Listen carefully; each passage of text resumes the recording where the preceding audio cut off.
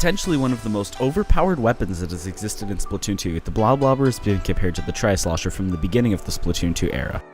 How's it hanging, everyone? Nitrogue with InkTV here.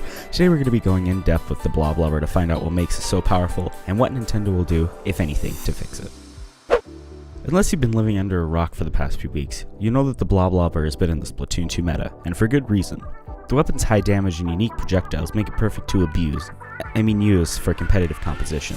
The weapon, as I'm sure you're familiar with, launches, or more accurately, lobs blobs at your adversaries. These cynical spheres can bounce off walls and across the ground like no other weapon before. Assuming you're familiar with the first Splatoon 2 version of the Slosher, the two weapons are extremely comparable. The Slosher was overpowered partially because of its high damage and lack of fall-off damage, meaning the weapon would do the same amount of damage if it was hitting the opponent in the middle of the ink or the very edge. This also made its range appear very high. The Slosher had a damage amount of 62 from the second line in the test area. However, the Slosher did take 2 hits to kill. The Bloblobber, in comparison, has a damage of 120 from the first line in the testing area.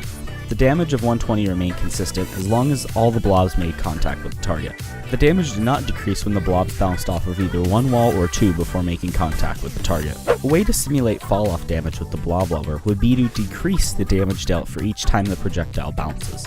But wait. Before we talk about how to nerf the Bloblobber, first we should discuss if it should be nerfed at all. In a video about the Bloblobber by Andrus on our website, David says, "Does it really need to be nerfed? I think the argument that people just need time to adapt to it could be valid." When everyone was complaining about the Octobrush, Nintendo didn't respond. No nerf came to that weapon. People just adjusted to the weapon and learned how to counter it. The Bloblobber could be the same way. I want to know your thoughts on this. Should the Bloblobber be nerfed? If so, how should it be nerfed? Let me know down in the comments. If you enjoyed this video, be sure to share it around. Go check us out on all of our other social media, and as always, thank you for watching.